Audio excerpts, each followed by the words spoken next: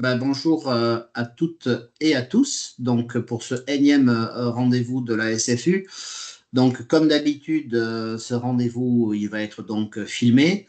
On va le retrouver dans quelques jours, comme tous les autres rendez-vous, dans la chaîne YouTube de la SFU, SFU-Société française des urbanistes. Et donc aujourd'hui, on aborde un sujet passionnant et qui effectivement nous anime tous au quotidien, qui est l'assistance à maîtrise d'usage. Et donc à ce titre, on va laisser donc Céline développer le sujet pendant un petit moment, et puis ensuite on rallumera nos caméras et nos micros pour passer au débat. Allez, merci. Donc c'est parti. Donc, écoutez, bonjour à tous. Je suis ravie de vous présenter ce soir cette maîtrise d'usage à l'échelle urbaine. Alors, je suis Céline Tixier, j'interviens en assistance à maîtrise d'usage sur des projets à l'échelle bâtimentaire, mais aussi donc à l'échelle urbaine. Et je remercie évidemment la SFU de me permettre d'expliquer un peu en quoi ça consiste. Je suis également donc secrétaire générale de la SFU depuis quelques mois. Alors, d'aller en fait d'abord aux origines de la maîtrise d'usage et de comprendre d'où ça vient, pourquoi on parle de ça, de dire aussi en quoi ça consiste, c'est quoi exactement l'assistance à maîtrise d'usage et qu'est-ce que ça n'est pas, parce qu'il y a bien souvent des confusions. Pourquoi aussi est-ce qu'on utilise la maîtrise d'usage, à quoi ça sert, concrètement comment on peut l'appliquer et enfin, je ferai un retour assez rapide, de commentaires, de retours d'expérience, de la part de maîtres d'ouvrage et également d'usagers, par rapport à des missions, que j'ai menées et puis j'aborderai aussi rapidement, à la fin de cette présentation, l'avenir et comment est-ce que, cette assistance à maîtrise d'usage peut évoluer, dans le temps. Alors, si l'on revient à l'origine de la prise en compte des usagers, on se rend compte que c'est plusieurs événements, plusieurs facteurs concomitants qui sont apparus dans les années 60, 70 et 80, avec tout d'abord les premiers mouvements sociaux urbains en France dans les années 60-70. Porté par les habitants des quartiers populaires qui étaient jusque-là relativement peu entendus, avec des collectifs d'habitants qui s'organisent pour lutter contre les projets de démolition de logements, tels que celui du quartier de l'Almagar à Roubaix, dont vous avez peut-être entendu parler à nouveau en ce moment, mais qui à l'époque a fait effectivement couler beaucoup d'encre et est souvent cité comme un élément fondateur de la participation citoyenne en France. En effet, l'opposition avec le projet de la mairie, qui prévoyait de détruire les logements traditionnels en courée, qui étaient devenus insalubres, va durer 17 ans, de 1966 à 1983, et ça finira par l'abandon du projet. Les campagnes ne sont pas non plus en reste, puisque dans les années 60, elles sont également devenues le théâtre de collectifs écologistes qui luttent contre les projets d'aménagement. Tel que celui de la centrale nucléaire Superphénix à Crest-Malville, qui a généré une manifestation assez importante en 1977, qui a rassemblé 20 000 à 40 000 manifestants antinucléaires qui sont venus de toute la France et d'Allemagne, et qui malheureusement verra la mort d'un manifestant dans le cadre d'affrontements assez violents avec les forces de l'ordre. Parallèlement à cela, il y a aussi évidemment la crise pétrolière des années 70 et les bouleversements économiques que cela va engendrer, qui vont donner aussi l'impression, et pas qu'une impression, aux citoyens, aux habitants, de subir des décisions auxquelles ils ne participent absolument pas. Et puis, il y a aussi les grands projets d'aménagement via donc les lignes à grande vitesse, avec l'inauguration de la ligne de train à grande vitesse Paris-Lyon en 1981, qui va modifier radicalement l'aménagement du territoire en France, dont nous parlerons un petit peu plus tard. Et ce qui est peut-être, à l'époque en tout cas, ce qui paraît comme un élément plutôt positif, ce sont les lois de décentralisation au début des années 80 qui vont acter cette nouvelle forme de gouvernance où on se dit peut-être que voilà il y a un processus de décentralisation des politiques urbaines et de leurs organes décisionnels, donc ça va être peut-être plus local. En tout cas, ça laisse à penser que le processus de décision locale intégrera davantage les populations. Bon, la réalité s'avérera tout autre, mais on en reparlera un petit peu plus tard. Ce que je voulais vous dire, c'est que ça me paraît intéressant de voir que la prise en compte de l'usager a été faite aussi par le biais du pouvoir législatif à différents degrés. En effet, on voit que le droit de l'environnement intègre l'usager dès 1983 avec la loi Bouchardot, qui précise le périmètre de l'enquête publique qui va s'appliquer désormais aux projets d'aménagement et d'urbanisme à impact environnemental. Parallèlement, on a aussi le programme de conception et usage de l'habitat, donc en 1983, lancé par le ministère de l'Équipement, qui cherche, lui, à associer conception architecturale et réflexion sur les usages. Mais bon, au final, la question des usages va la porter principalement sur les modalités d'appropriation des espaces, plutôt que sur leur véritable anticipation par les usagers. Il y a également la loi MOP en 85, qui va donc définir les relations entre acteurs dans le BTP et qui voit apparaître officiellement les utilisateurs pour la première fois dans la conduite de projet.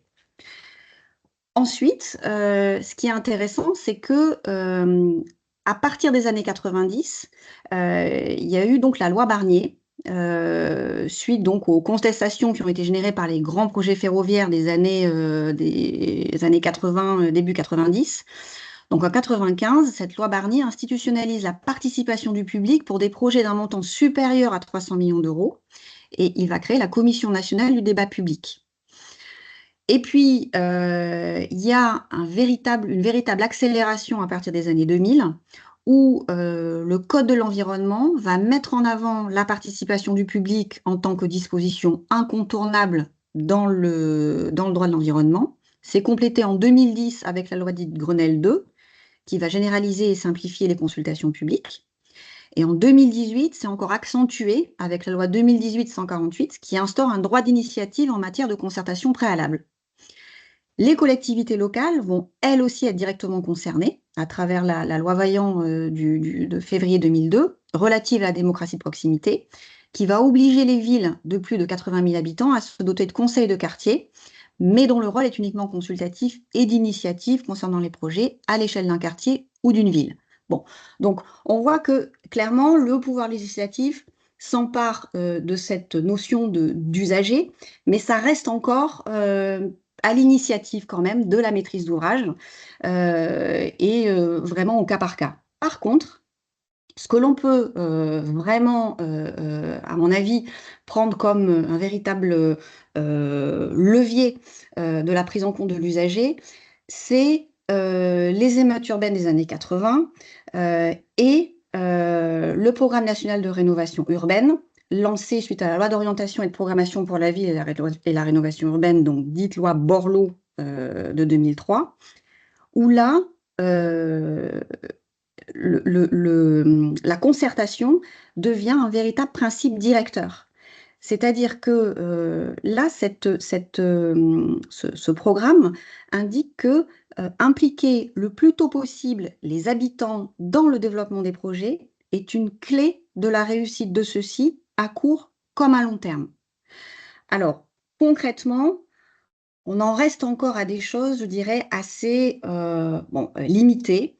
On est plutôt sur des démarches de gestion urbaine de proximité, c'est-à-dire qu'on va traiter avec l'usager de thématiques liées plutôt au pied d'immeuble, de la gestion des encombrants et du tri des déchets, de la gestion de la propreté des espaces, des équipements extérieurs, de la gestion des espaces publics pendant la phase chantier, de la communication, de la médiation, de l'emploi et de l'insertion pendant les chantiers. Bon, voilà. Mais c'est déjà ça. Mais ce qui est intéressant, c'est que le nouveau programme national de renouvellement urbain, le NPNRU, qui a été lancé en 2014, va renforcer du coup la participation des habitants à la conception et à la mise en œuvre des projets, avec dans chaque quartier en rue nouvelle génération, la création d'une maison du projet et la mise en place de conseils citoyens.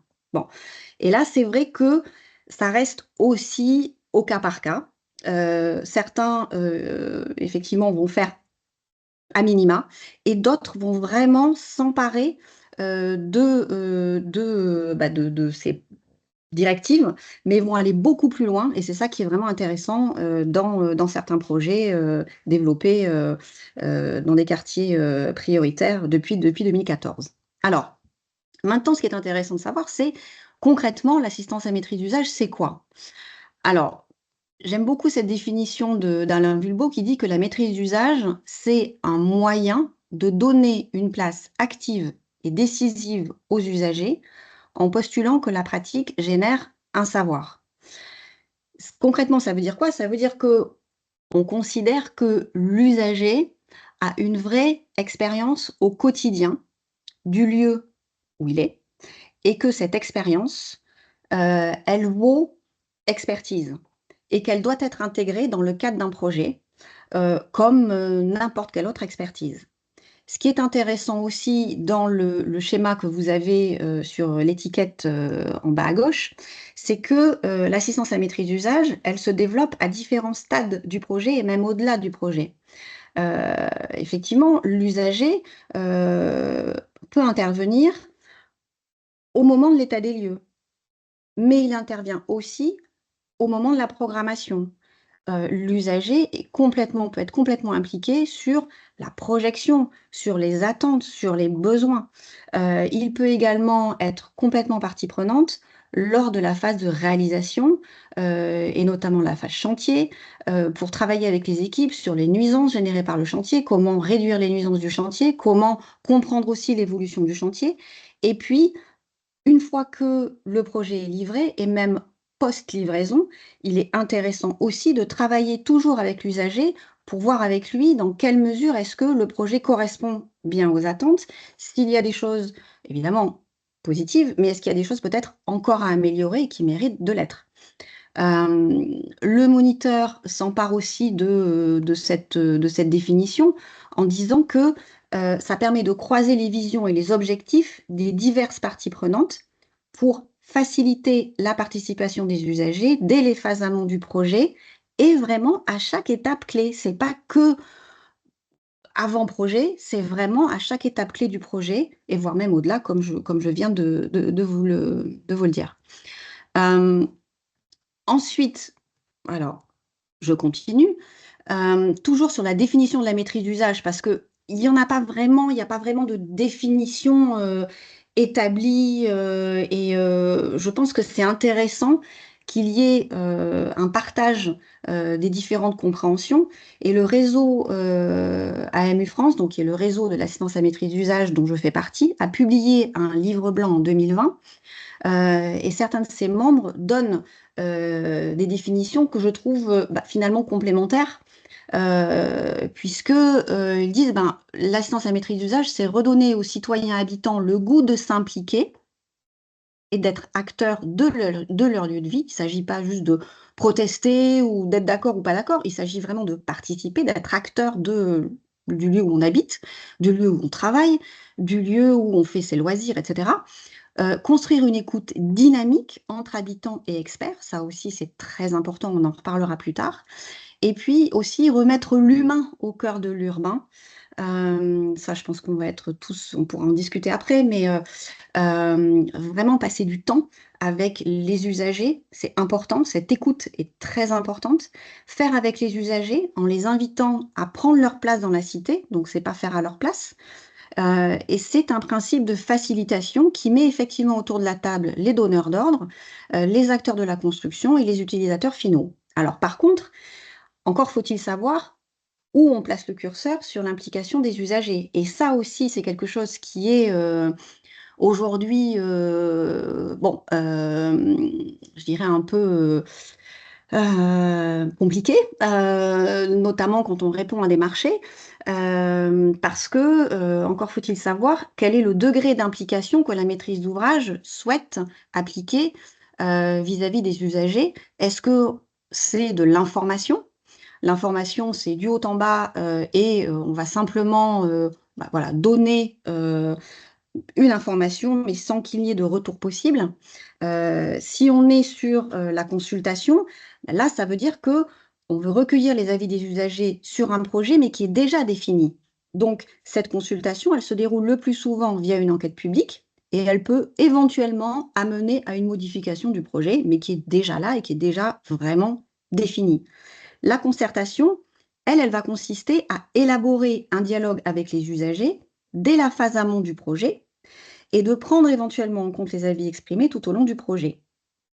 Donc on a là encore un degré supérieur d'implication, mais le degré maximum, c'est véritablement la co-construction, où là, on intègre l'usager dans l'élaboration des différentes phases du projet, au même titre que n'importe quel autre, je dirais, acteur, partie prenante du projet. J'ai un petit souci de... Voilà. L'assistance à maîtrise d'usage, encore, c'est quoi? C'est faire avec plutôt que faire pour. Il ne s'agit pas là de faire à la place des usagers. C'est vraiment faire avec lui, lui donner la main, d'où ce terme d'assistance à maîtrise d'usage. Comme on parle d'assistance à maîtrise d'ouvrage, où on va assister le maître d'ouvrage, là, on assiste l'usager dans le chemin du projet et à différentes étapes clés du projet, comme je l'ai déjà dit, que ce soit la pré-programmation, la programmation, la conception, la réalisation, la livraison et ensuite la vie du projet avec les différents acteurs du projet. Donc finalement, on arrive ici à un nouveau triptyque entre la maîtrise d'ouvrage, la maîtrise d'œuvre et la maîtrise d'usage. Et c'est vrai que là, c'est quelque chose qui est intéressant parce que, alors, on peut avoir, en tant qu'assistant à maîtrise d'usage, un rôle je dirais, de restitution de la parole et de médiation aussi entre ces différents acteurs, entre les usagers, la maîtrise d'ouvrage et la maîtrise d'œuvre. Alors, parfois, c'est vrai que vis-à-vis de la maîtrise d'œuvre, ça peut être plus technique. Et vis-à-vis de la maîtrise d'ouvrage, parfois il peut y avoir des ressorts politiques forcément qui jouent quand la maîtrise d'ouvrage est effectivement une collectivité. Et c'est quelque chose qui m'est arrivé à plusieurs reprises. Et là, effectivement, entre les usagers et la maîtrise d'ouvrage, bon, il y a des enjeux qui sont parfois assez compliqués. L'assistant à maîtrise d'usage doit être plutôt dans un rôle de tiers indépendant et faire en sorte que entre ces trois acteurs principaux, des solutions les plus consensuelles possibles soient trouvées. Donc là, sur les deux étiquettes que vous avez à gauche, vous voyez par exemple des projets différents donc en région parisienne. Donc en haut à gauche, là c'était sur la ville de Colombes dans le 92, sur un projet de ZAC avec donc des jardins en cœur d'îlot et puis la construction d'une passerelle également. Donc là, il s'agissait de consulter, même pas de consulter, de faire de la plutôt, on était plutôt en co-construction là, avec les usagers et l'équipe de maîtrise d'œuvre, où il s'agissait de réfléchir ensemble, non seulement aux usages, mais également aux ambiances. Donc, on a beaucoup travaillé avec le photolangage, l'outil voilà, de photos, présentation de photos, etc., pour voir ce qui plaisait ou pas, et pourquoi, etc.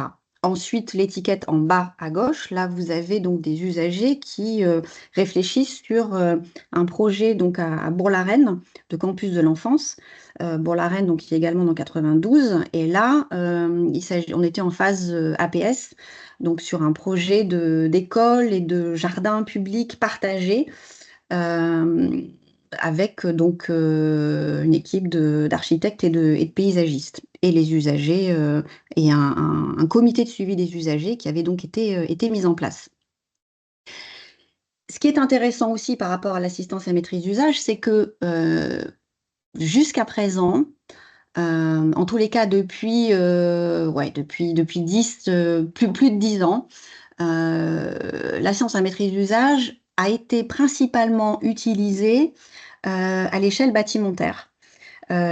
Beaucoup au niveau des logements, on a beaucoup parlé des logements participatifs, etc., mais aussi pour des établissements publics, comme ici dans les Hauts-de-Seine, sur le collège Victor Hugo pour lequel j'ai travaillé, donc avec le département des Hauts-de-Seine, mais également pour des espaces tertiaires, comme par exemple avec l'Alliance française, les instituts français et les centres de langue. Là, il s'agissait voilà, d'aller aussi à la rencontre, à l'écoute des usagers, de travailler avec ou le département ou la direction de l'Institut français ou des Alliances françaises, par exemple, et de réfléchir avec les architectes, de réfléchir sur l'aménagement intérieur des bâtiments, parfois aussi sur l'enveloppe. Tout dépendait des projets. Mais depuis, je dirais, 5 ans, on assiste vraiment à un changement d'échelle aussi, puisque on passe vers une réflexion plus à l'échelle de l'îlot et du quartier, et qu'on intègre l'usager véritablement. C'est pas que de l'information, c'est pas que de la consultation. On est de plus en plus, et ça va plus loin aussi que la concertation, on est de plus en plus vers des projets de co-construction, à l'image de ces projets-là de ZAC, donc de lac sportif à Colombes, que j'ai déjà évoqué précédemment, où là, il s'agissait de réfléchir avec les usagers et les équipes de maîtrise d'œuvre et la maîtrise d'ouvrage, en l'occurrence la ville de Colombes et l'aménageur, sur les espaces publics, qui consistait il y avait donc des parcs urbains, des squares, des parcours sportifs, des mailles piétons, l'aménagement de friches urbaines, etc.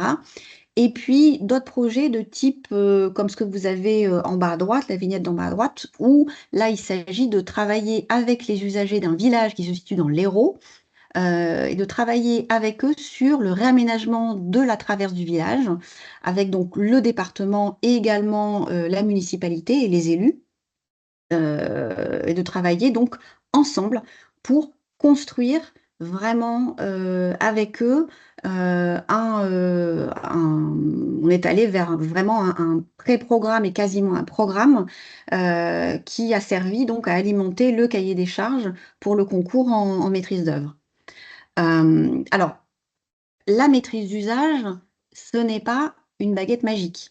C'est-à-dire que si effectivement un maître d'ouvrage contacte un assistant à maîtrise d'usage en lui disant, ben voilà, là j'ai un souci, le projet est bloqué, on a des recours qui arrivent dans tous les sens et on ne sait pas quoi faire et il faut absolument débloquer la situation, ben, en fait, ça va être très compliqué parce que déjà, pour rétablir un dialogue et mobiliser les usagers dans ce cadre-là, c'est quasi impossible.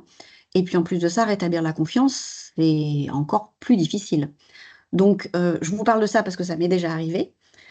C'est pas non plus un outil de communication, c'est-à-dire qu'à partir du moment où on commence à faire de l'assistance à maîtrise d'usage, il faut vraiment aller au bout. C'est pas juste un outil de communication, ça va bien au-delà de ça.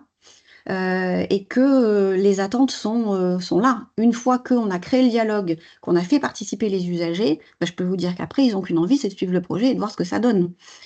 C'est pas non plus un relais politique, c'est-à-dire que l'assistance à maîtrise d'usage n'a pas de parti pris et c'est un tiers indépendant de confiance qui essaye en tout cas de jouer un rôle de médiateur entre les différentes parties prenantes pour arriver à trouver les solutions les plus appropriées. C'est pas non plus du copier-coller de projets euh, qui existent déjà. Alors évidemment, ça peut servir de source d'inspiration, mais ce qui est intéressant aussi dans cette écoute de l'usager, c'est vraiment d'aller au plus près du contexte, que ce soit du contexte local, hein, quel qu'il soit, et de pouvoir vraiment adapter les projets le plus finement possible.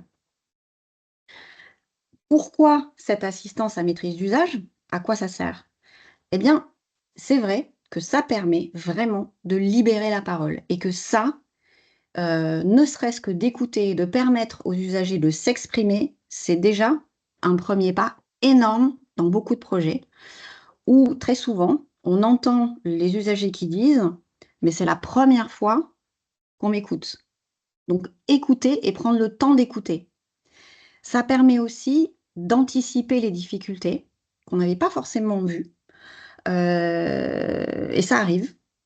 Parce que parfois, en tant que maître d'ouvrage, on va se focaliser sur une problématique qui, en fait, n'est pas forcément celle, des usagers au quotidien. Ça permet aussi de les impliquer concrètement dans le projet. Alors pour les impliquer concrètement, encore faut-il qu'ils comprennent, les tenants et les aboutissants du projet. Ça veut dire quoi? Ça veut dire que dès le départ, ce qui est vraiment important, dans le cadre de cette démarche, c'est d'expliquer aux usagers, avant même le démarrage d'ateliers et cetera, c'est de leur expliquer, dans un projet urbain, qui fait quoi, quel est le rôle de chacun, pourquoi, le temps du projet, c'est quoi? Parce que, quand vous arrivez face aux usagers et que vous leur expliquez que leur quartier va être transformé et cetera, ils imaginent que le coup de pelle va être donné dans 15 jours et que dans 2 mois, c'est terminé. En fait, non, ça marche pas comme ça et ça, c'est quelque chose qu'il faut leur expliquer dès le départ. Voilà, en leur expliquant pourquoi c'est comme ça. Voilà et ils ont besoin de ces explications-là et ils les comprennent sans aucun problème. Leur expliquer aussi en quoi va consister la démarche de maîtrise d'usage, comment est-ce qu'ils peuvent s'impliquer. Heu, cette assistance à maîtrise d'usage, c'est aussi un outil d'aide à la décision, à la fois pour la maîtrise d'ouvrage, mais aussi pour la maîtrise d'œuvre. Ça permet vraiment d'aller plus vite, d'être au plus près des besoins et encore une fois, ça n'enlève pas la décision qui relève évidemment de la maîtrise d'ouvrage et de la maîtrise d'œuvre aussi. C'est pas l'usager qui va décider. Il donne des préconisations, des idées, il donne aussi ses attentes, ses besoins, ses craintes, mais il faut les prendre en compte. Et c'est aussi du sur-mesure. Comme je l'ai dit tout à l'heure, c'est pas du copier-coller, c'est vraiment s'adapter, faire dans la dentelle, par rapport au contexte local. Et ça, c'est aussi, très apprécié, au niveau, des usagers, des habitants, quels qu'ils soient. Alors, cette assistance à maîtrise d'usage, comment est-ce que ça se met en place? C'est vrai qu'il y a quand même une phase de préparation qui est très importante. Alors, préparer, ça veut dire quoi? Ça veut dire que, il faut déjà savoir pourquoi, est-ce que, on engage cette démarche de maîtrise d'usage? Quel est l'objectif? Bien surtout bien établir le périmètre, de cette maîtrise d'usage. Quelle est la cible des usagers? Et en fonction de ça, on peut définir quels sont les outils qu'on va utiliser pour pouvoir, les mobiliser et pour pouvoir animer ces temps d'échange. Donc là, il y a différentes choses qui sont possibles, hein. Il peut y avoir d'abord des temps d'observation, des reportages photographiques, il y a des marches exploratoires, des balades urbaines. On peut faire ça avec des experts, des écologues, par exemple, enfin bon, bref, des micro-trottoirs. Il peut y avoir aussi des ateliers itinérants devant les marchés, devant l'école. Il y a aussi des ateliers participatifs sur fond de plan, on peut faire du prototypage, on peut faire du photolangage, du macrozoning, on peut faire des réunions publiques interactives, on peut utiliser internet aussi avec les plateformes participatives et cetera. Il y a énormément d'outils qui existent, mais il faut les adapter en fonction des cibles que l'on souhaite, toucher et puis, pendant le chantier, évidemment, il y a aussi les visites de chantier. Il y a aussi, la constitution j'en parlais tout à l'heure, d'un comité de suivi des usagers pendant le chantier qui peut être mobilisé à certains points, et voilà, qu'il y ait des points d'avancement avec les équipes, et réfléchir aussi à des problèmes de circulation pendant les chantiers, des nuisances diverses, etc. Il est tout à fait possible aussi de faire des ateliers de plantation, de fabrication de mobilier, de faire du street art, de les faire participer. Il y a des tas de choses possibles pour faire en sorte que on s'implique. Alors c'est vrai que pendant la phase chantier, on ne va pas non plus demander aux usagers de remplacer le peintre ou le plombier, ou c'est pas du tout la question. Mais en tous les cas, de leur montrer que ça avance et de les faire participer, de les impliquer à minima. Et puis ensuite, une fois que le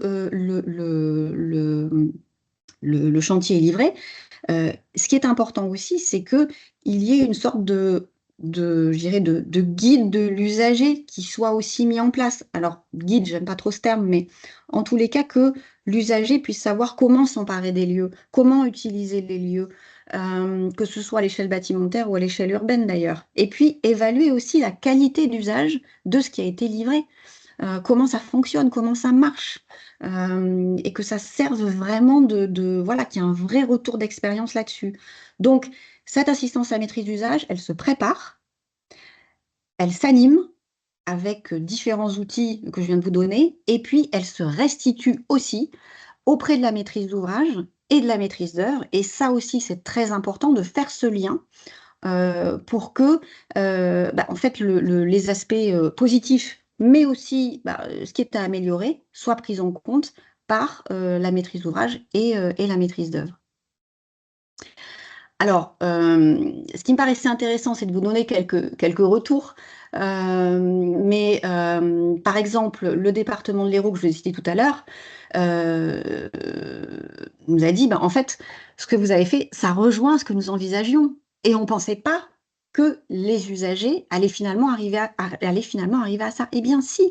Donc, les usagers ne sont pas complètement délirants dans le sens où les solutions qu'ils proposent ne sont pas complètement inenvisageables. Alors évidemment, il s'agit aussi de les outiller dès le départ et de leur donner des éléments pour leur permettre de réfléchir avec eux et que les solutions qui sont envisagées soient faisables techniquement, budgétairement, etc.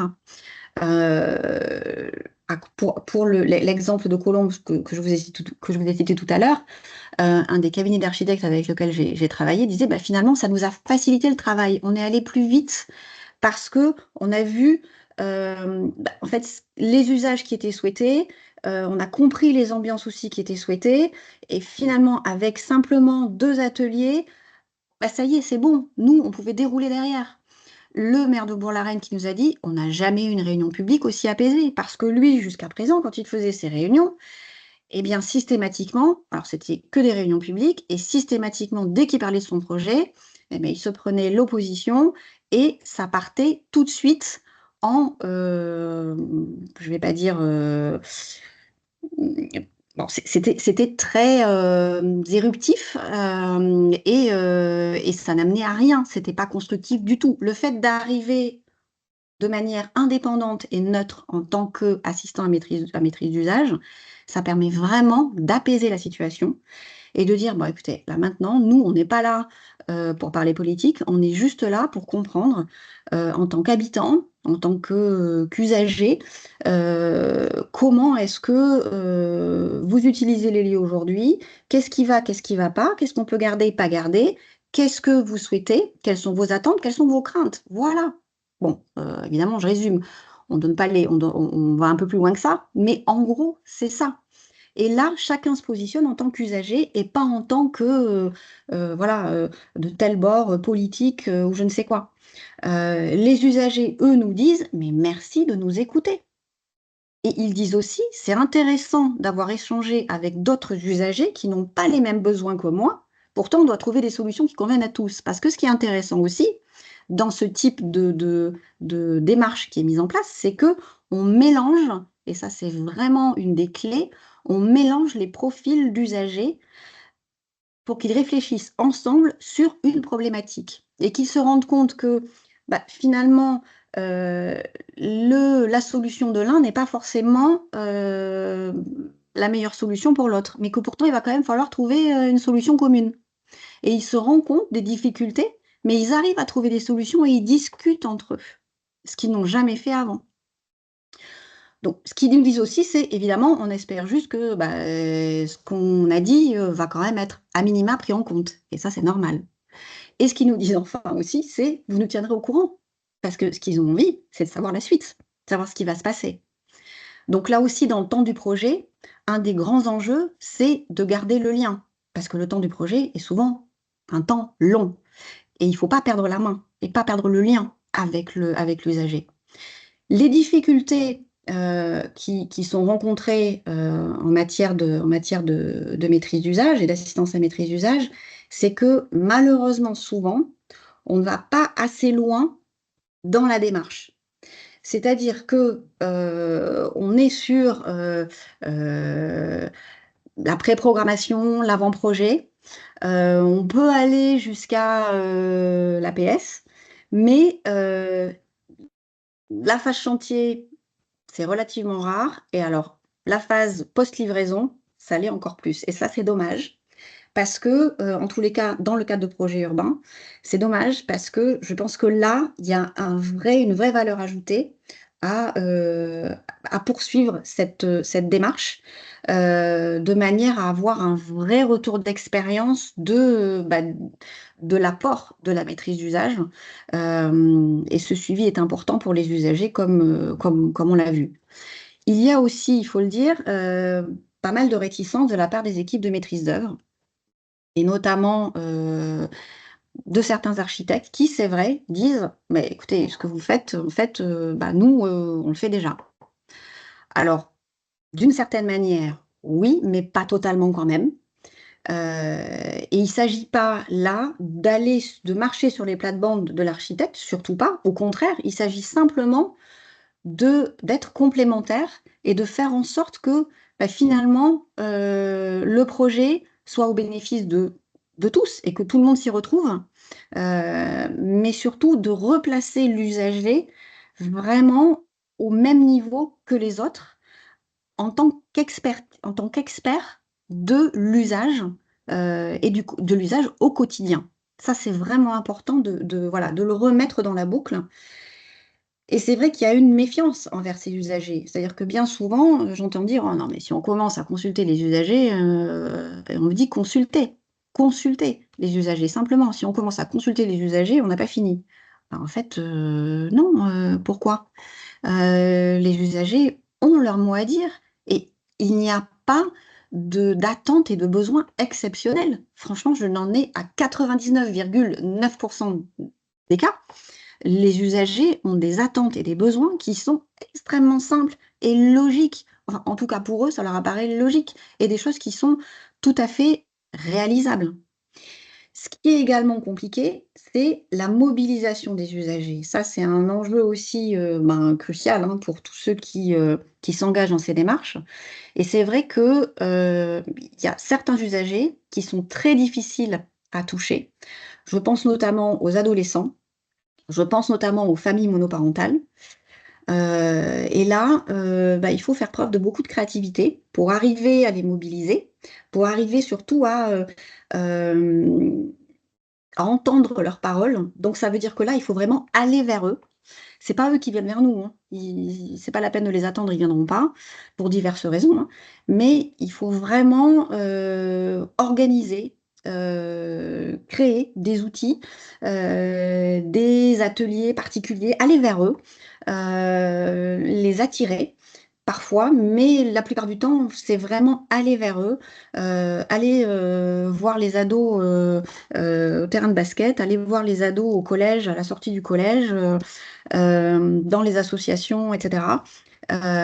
Pour vraiment, forcément, oui, on arriver à recueillir cette parole dont on a besoin parce que ce sont aussi des usagers, de la ville et des espaces publics. Alors pour ce qui concerne maintenant l'avenir, et je vais terminer avec ça. Hem, alors c'est vrai qu'il y a quand même une certaine reconnaissance, de la maîtrise d'usage, mais elle reste plus à l'échelle, bâtimentaire. Alors depuis, 2001, il y a un prix d'architecture, du projet citoyen qui existe, hein, qui a été porté par, l'Union sociale pour l'habitat, le ministère de la culture, l'Union des architectes, Calibat et la Mutuelle des architectes français, où il s'agit de mettre en valeur, d'encourager et de soutenir les projets privilégiant la qualité d'usage et ayant permis d'associer dans leur réalisation le maître d'œuvre, le maître d'ouvrage et le maître d'usage. Donc là, on parle d'urbanisme, de paysage, d'architecture et d'aménagement, et c'est vrai que, bon, on est plutôt à l'échelle de l'architecture, plutôt que véritablement à l'échelle euh, de l'urbain, de projets urbains. Mais en tous les cas, voilà, c'est quelque chose qui existe et qui est intéressant. Par ailleurs, il y a évidemment la fonction publique qui s'est emparée aussi de ce sujet, puisque en octobre 2023, il y a ce guide donc, qui est sorti, le guide de l'assistance à maîtrise d'usage, pour l'intégration des usagers et des agents à la conception des bâtiments publics. Donc là, on reste encore à l'échelle bâtimentaire, mais en tous les cas, on voit que, bah oui, il y a une vraie prise en compte de l'usager. On se rend compte de l'intérêt de cette écoute, et pas que de cette écoute, c'est vraiment de travailler avec eux. D'ailleurs, ce guide-là est très très complet et explique bien ce processus de co-construction entre les différents acteurs, donc la maîtrise d'ouvrage et la maîtrise d'œuvre. Voilà. Donc, l'avenir, moi, je dirais, ben, c'est bien, cette reconnaissance est plutôt salutaire. Après, c'est vrai que trop euh, aller vers quelque chose qui tienne de la normalisation n'est pas forcément quelque chose de nécessaire, parce que dans ce genre de démarche, je pense que la, la créativité est importante, et que bah, il faut savoir s'adapter au contexte, à chaque projet. Et ça me semble vraiment très important et intéressant en plus de ça. Mais je n'ai pas trouvé, et j'aimerais trouver un jour, et peut-être que ça se fera, peut-être une sorte de, alors, base de données, je ne sais pas, mais en tous les cas, une sorte de guichet unique, je ne sais pas, mais de, de capture vidéo sur des exemples concrets de projets qui ont été réalisés et qui utilisent cette démarche d'AMU. Alors pourquoi pas aussi créer un prix, hein, mais ça serait à ce moment-là pas un prix d'architecture, mais un prix d'urbanisme du projet citoyen. Pourquoi pas? En tous les cas, c'est quelque chose qui me semblerait intéressant, et surtout pour avoir ce retour d'expérience. Il y a vraiment un besoin de voir que ça fonctionne et comment ça fonctionne. Et puis aussi de dire, bah voilà, là sur tel projet, on a tenté ça et ça n'a pas marché. Là, par contre, ça a bien marché, etc. Voilà. Et que chacun puisse s'en inspirer. Voilà, écoutez, je termine là. Je vous remercie de votre attention. J'espère avoir été pas trop rapide ni trop longue, je ne sais pas, mais en tous les cas, bah, écoutez, j'espère que ça va générer quelques questions, débats. Voilà, la parole est à vous. Merci beaucoup pour votre attention. Un immense merci, Céline, et un grand bravo pour la performance.